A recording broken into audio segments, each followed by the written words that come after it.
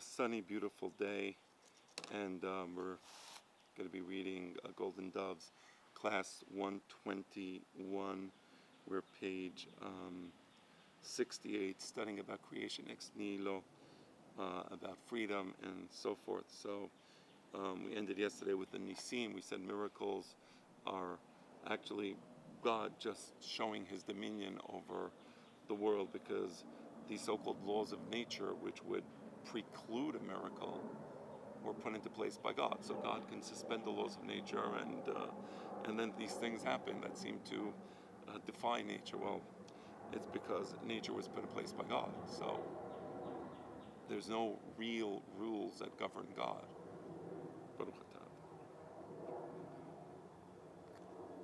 At the metaphysical level, page 68, creation ex nihilo means that there is no ontological relation between God and his creations. So, what is for example, there's an ontological relationship, a actual, let's call it objective relationship, or a physical relationship, I'm just using that word, between me and this phone. The phone is resting in the palm of my hand. I can feel it. If I move my hand away, the phone will fall, right?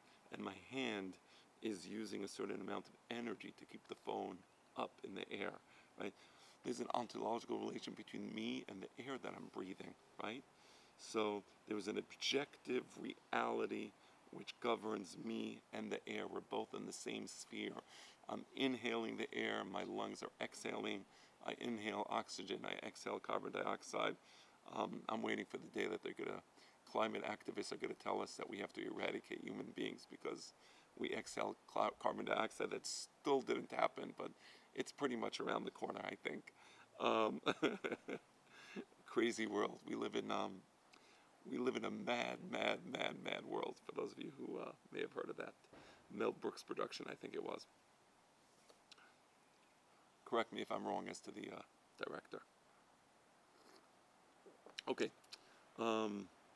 So there's no ontological relationship between God and the world, right? He's not physically in the world. It's not like, somehow God pushes, like I'm going to push this stone, I'm going to push it, right? So there's an ontological, and therefore I can push the stone, right? There is no ontological relationship between God and the world, because ontology has to do with existence, and God's existence is completely different than the existence of us or the world, right?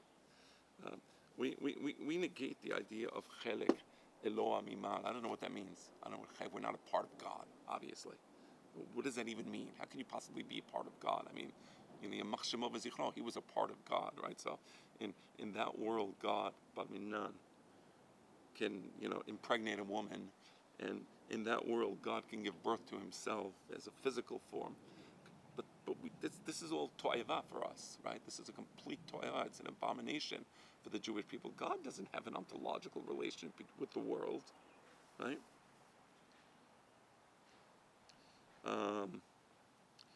Creation is spontaneous. It pertains to the structural, not to the causal, right? So if God says, "Vayomer Elohim yehi or," there's or, right? That's a spontaneous existence. So there's a new existence by virtue of God's speech. So God's speech creates this new existence, right?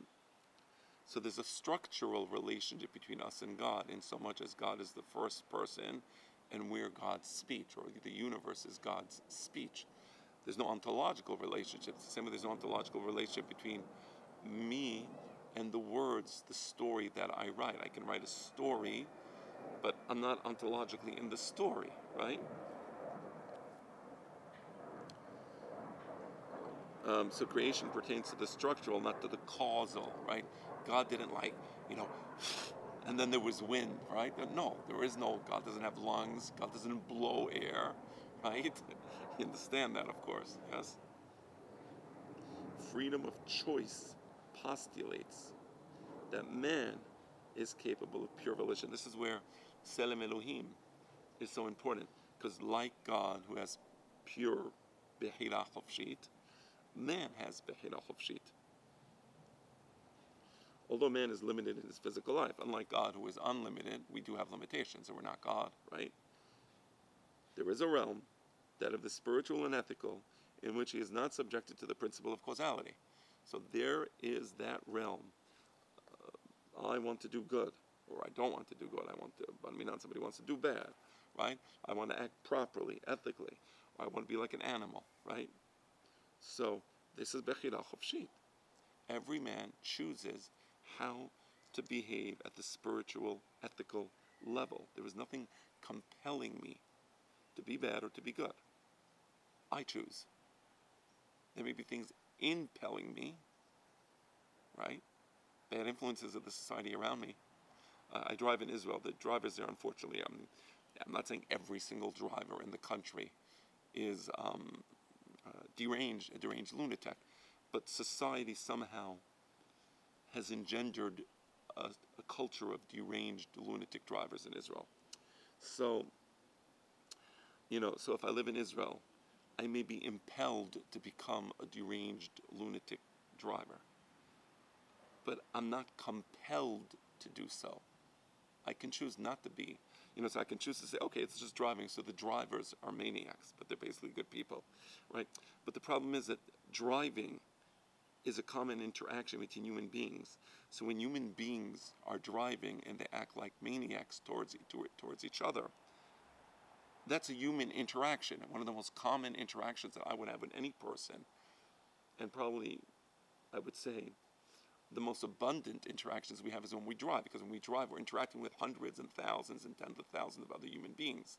So how we drive is a reflection of what type of human beings we are.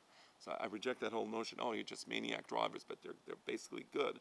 Fair enough, I'm not judging anyone, but I don't consider that to be a healthy society, because maniac drivers are people who act like maniacs towards other people, right? So, but getting back to the point, so let's say I live in Israel, and I decide to become a maniac driver. I'm impelled to drive like a maniac because people around me drive like maniacs. Well, that's a choice. I may be impelled, but I'm not compelled. I can choose not to do so, right? And that's a very important distinction. Many people say, oh, I was raised in this situation. Well, if you're aware that you were raised in that situation, that means now you have the power to choose, right? Because you have that awareness, right? So we always have Bechira Chofshit. We always have Bechira Chofshit. Let's continue. Although man is limited in his physical life, there's a realm, that of the spiritual and ethical, right? We said, in which he is not subjected to the principles of causality, right? Nothing causes me to be bad. Things impel me to be bad, right? But my mind can choose to reject and say, no, I won't do it. Some commentators associate this power with the belief that man was created in the image of God. Yeah, Selem Elohim, I believe there is something there. So the same way God has Bechira Chofshit, we have Bechira Chofshit, although of course his Bechira Chofshit is supreme and unlimited because he is the sovereign of all. And our Bechira Chofshit is limited to the realm of the spiritual. Right? This image, the Selem Elohim, is the source of man's freedom. Its essence is choice, not necessity. Again, it's always a choice. It's never necessary. It belongs to the pristine realm of existence, free and undetermined. My existence is free. I can chart my course from this day onwards. I can chart the course that I wish to take. I don't control the world around me, and my choices are not unlimited, but there's a heck of a lot of choices that I can make in my life, right? And I own those choices. Nobody else does.